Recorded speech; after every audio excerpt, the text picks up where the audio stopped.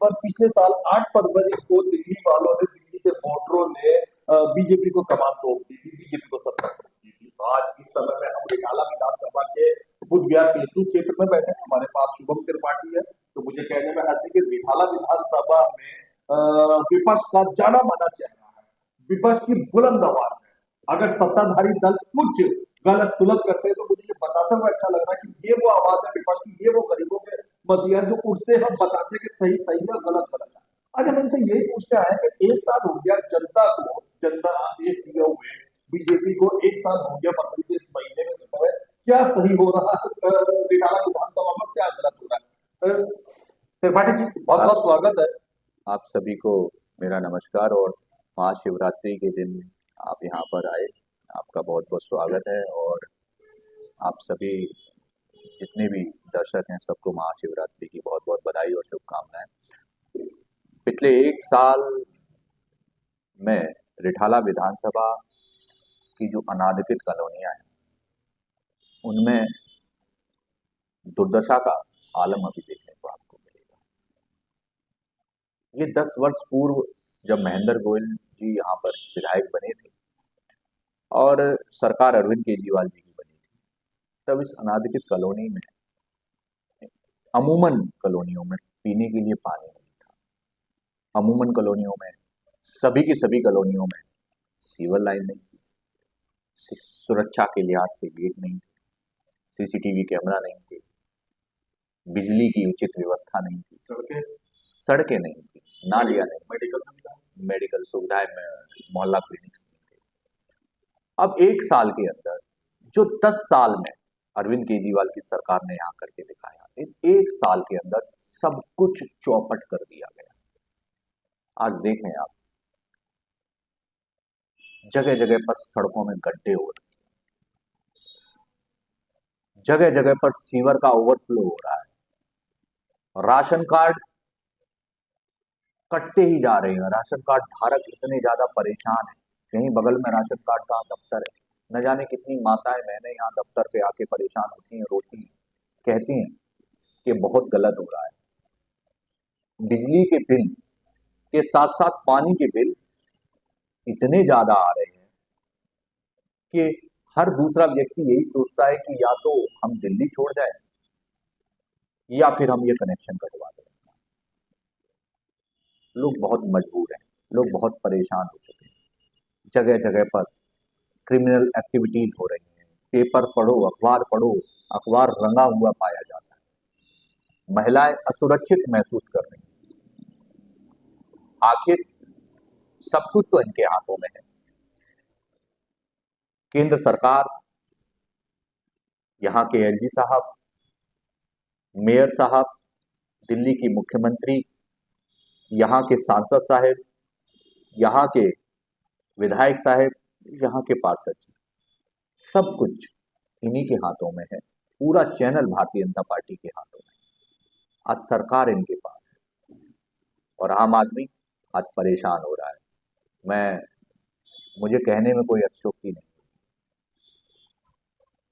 कि इस एक साल के अंदर दिल्ली की जनता पूरा मन बना चुकी है कि आज के दिन अगर चुनाव हो तो 100% सीटें आम आदमी पार्टी की आएंगी और मुख्यमंत्री वापस अरविंद केजरीवाल जी से।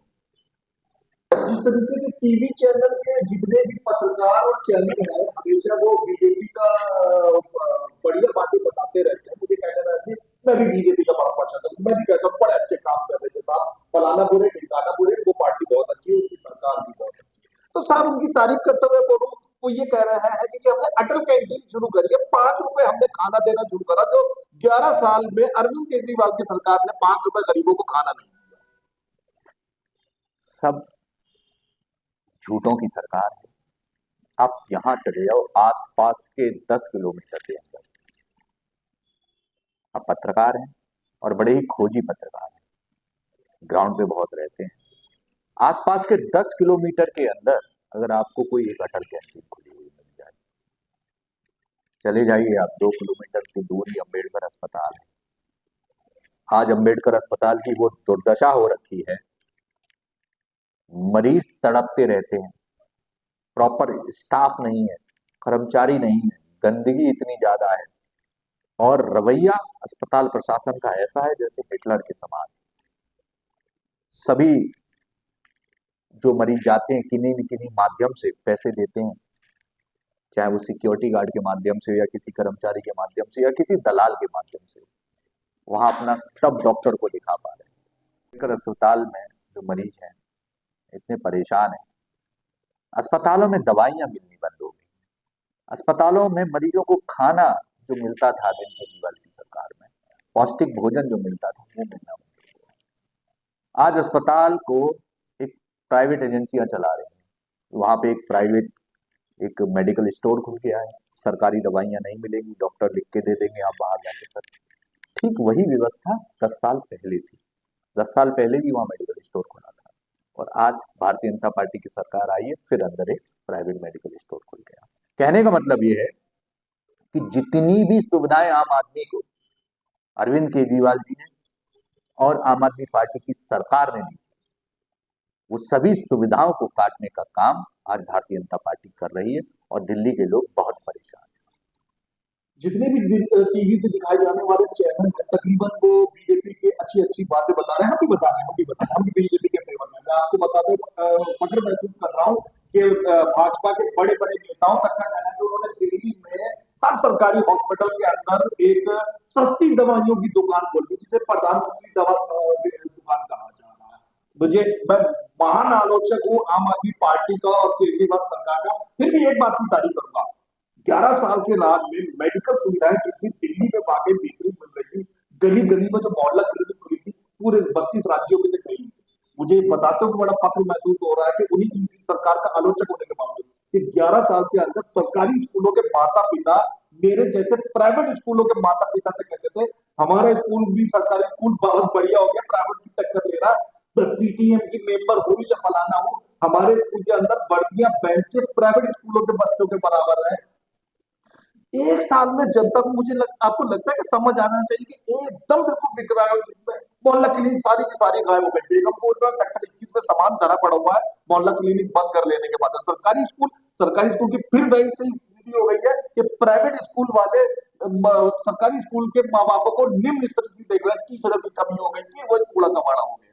बिल्कुल, भारतीय जनता पार्टी अमीरों की अमीरों की सरकार, रईसों की सरकार है और इनका ध्यान मुख्य रूप से प्राइवेट चीजों पर होता है, चाहे वो प्राइवेट अस्पताल हो, चाहे वो प्राइवेट स्कूल हो। मैं बुद्ध विहार में बैठा हूँ, आप भी बुद्ध विहार में बैठे हैं और मुझे बड़ी शर्म के साथ एक बात कहनी पड़ रही है। बुद्ध विहार में ही अभी एक प्राइवेट हॉस्पिटल का उद्घाटन हुआ है और जिसका उद्घाटन स्वयं दिल्ली की मुख्यमंत्री श्रीमती रेखा गुप्ता जी ने किया है और ठीक उसी के पीछे सरकारी मोहल्ला क्लिनिक, जहां 24 घंटे नहीं तो ओपीडी समय में आपको मुफ्त दवाइयां मिलती थी, मुफ्त टेस्ट होते थे, एक डॉक्टर बैठता था, वो बंद कर दिया गया और वहां प्राइवेट अस्पताल की फीता काट। कितनी शर्म की बात। यहीं चले जाओ, इस मंदिर के पास, रघुनाथ मंदिर के पास एक मोहल्ला क्लिनिक हुआ करता था। इस बुद्ध विहार फेज 2 के लिए मोहल्ला क्लिनिक लाइफलाइन था, उस मोहल्ला क्लिनिक को बंद कर दिया गया। मांगेराम पार्क में एक मोहल्ला क्लिनिक खुला था, उस मोहल्ला क्लिनिक को बंद कर दिया गया। विजय विहार में एक मोहल्ला क्लिनिक खुला था, उस मोहल्ला क्लिनिक को बंद करने का काम किया एल ब्लॉक में। अवंतिका सेक्टर 1 में एक मोहल्ला क्लिनिक खुला था, उस मोहल्ला क्लिनिक को बंद करने का काम किया। सेक्टर 5 में एक मोहल्ला क्लिनिक खुला था, उस मोहल्ला क्लिनिक को बंद करने का काम किया। रिठाला गांव में एक मोहल्ला क्लिनिक खुला था, महाराणा प्रताप चौक पर, उस मोहल्ला क्लिनिक को बंद करने का काम किया इस भारतीय जनता पार्टी की सरकार ने, रेखा गुप्ता जी की सरकार ने। और यहाँ प्राइवेट अस्पताल का, इसी बुद्ध विहार फेज 1 में एक प्राइवेट अस्पताल का उद्घाटन करने के लिए वो आई है, वो नारियल फोड़ रही है। शर्म आनी चाहिए इस प्रदेश की वो मुख्यमंत्री है। रिठाला विधानसभा की जनता जिन्होंने जनादेश पलट के इधर नहीं उधर दिया, फिलहाल सरकारी स्कूलों की क्या स्थिति है? सरकारी स्कूलों आपके समय में मैं एक बात की तारीफ करूंगा, स्कूल चमचमा रहे हैं। मैं आपको एक बात बताऊं, दिल्ली में जब आम आदमी पार्टी की सरकार बनी, शिक्षा मंत्री श्री मनीष सिसोदिया जी ने वो कायाकल्प कर दिया स्कूलों का कि विश्व में तारीफ होने लगी स्कूलों की। स्कूल ऑफ एक्सीलेंस नाम का एक स्कूल बना है, और मैं आपको कह रहा हूं कि उस स्कूल ऑफ एक्सीलेंस के नवंबर दिसंबर में फॉर्म निकल जाया करते थे। आज फरवरी हो गई है, स्कूल ऑफ एक्सीलेंस के बच्चों के नए सेशन के फॉर्म नहीं निकले अभी तक। स्कूल ऑफ एक्सीलेंस का नाम था हमारे डॉक्टर बाबा साहेब अम्बेडकर जी के नाम पे इन स्कूलों का नाम था। वो नाम उन्होंने हटा और अपना नाम सीएम श्री नाम रख दिया। और मेरी खुद की में पड़ती है, कहती है कि मामा, मैं उससे पूछता हूँ, कहती है कि मामा सच में, अब उसे तो राजनीति का ज्ञान नहीं, लेकिन कह रही, कहती है मामा पिछले कुछ दिनों से ना अब स्कूल में एक्टिविटीज अच्छी नहीं हो रही। मेरी दीदी आज मजबूर है और इस वर्ष वो कह रही है मुझसे किसी प्राइवेट स्कूल में एडमिशन करा। वापस लोग जो प्राइवेट स्कूलों के बच्चे जो सरकारी स्कूलों में आए थे, वो वापस अब प्राइवेट स्कूलों में जा रहे हैं। यहां पर किसी भी कार्यालय में, उस समय के विधायक महेंद्र गोयल जी हुआ करते थे, उनके किसी भी कार्यालय में चले जाओ, 20-30 लोग पर डे एडमिशन के लिए आया करते थे और ये कहते थे कि विधायक जी इस स्कूल में हमारा एडमिशन करा दीजिए, इस सरकारी स्कूल में हमारा एडमिशन करा दीजिए, इस सरकारी स्कूल में हमारा एडमिशन करा दीजिए। सुनने में अच्छा, कितनी बड़ी बात। शिक्षा का स्तर कहां से कहां लेके आए। आज रिठाला विधानसभा के किसी भी स्कूल में आप चले जाएं, आप देखें कितनी भव्य और शानदार इमारतें खड़ी हुई हैं, जो पहले 10 वर्ष पूर्व नहीं हुआ करती थी।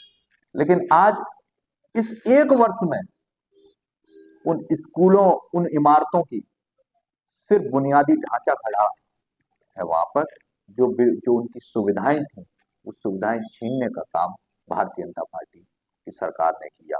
कि कैसे भी ये बच्चे जाएंगे तभी तो प्राइवेट स्कूलों में पढ़ाई करेंगे। ये जब प्राइवेट स्कूलों की तरफ जाएंगे तो उनका मुनाफा होगा, जब उनका मुनाफा होगा तो सरकार का मुनाफा होगा। सरकार की सोच अब सिर्फ और सिर्फ अमीरों के लिए रह गई है, गरीबों के लिए। अब आप इस पूरी कॉलोनी में लगभग 60,000 के लगभग वोटर होंगे, लगभग 2 लाख लोग इस कॉलोनी में रह रहे होंगे, लगभग 2 लाख लोग यहाँ से। इन 2 लाख लोगों के बीच में हर परिवार में कोई ना कोई बच्चा होगा। जहां वो परिवार इसलिए आगे आता था कि हमें सरकारी स्कूल में एडमिशन कराना है, आज वो इसलिए आगे आ रहा है कि भैया हमारा सरकारी स्कूल में हो तो गया था, वो पढ़ाई भी अच्छी हो रही थी, लेकिन सरकार चेंज हो गई, अब हमारे बेटे का प्राइवेट स्कूल में किसी में कराना है। तो वहीं शर्म से सर झुक जाता है, कैसे लोगों की सरकार है यहाँ पर। अभी आपने देखा होगा हमारे प्रदेश अध्यक्ष जी ने आज एक बात कही है, साकेत में कोई एपीजे स्कूल है, सर प्राइवेट स्कूल, वहां बच्चे लाइन में खड़े हैं और उन्हें रोल नंबर नहीं मिल पा रहा है सीबीएसई का। और सरकार और शिक्षा मंत्री आशीष सूद जी मुंह में चैन लगा के बैठे। शर्म आनी चाहिए कि उस सचिवालय में महंगे नरम नरम सोफे, नरम नरम कुर्सियों पर, वातानुकूलित कक्ष में, महकदार कमरे में बैठे मौज ले रहे हैं। बच्चे सड़क पर खड़े हैं कि हमारा रोल नंबर दे दो, हमारा एग्जाम है। सरकार के कान में जू नहीं दे रही। शर्म आती है, कैसी सरकार चला रही है भाजपा और कैसी मुख्यमंत्री है हमारी।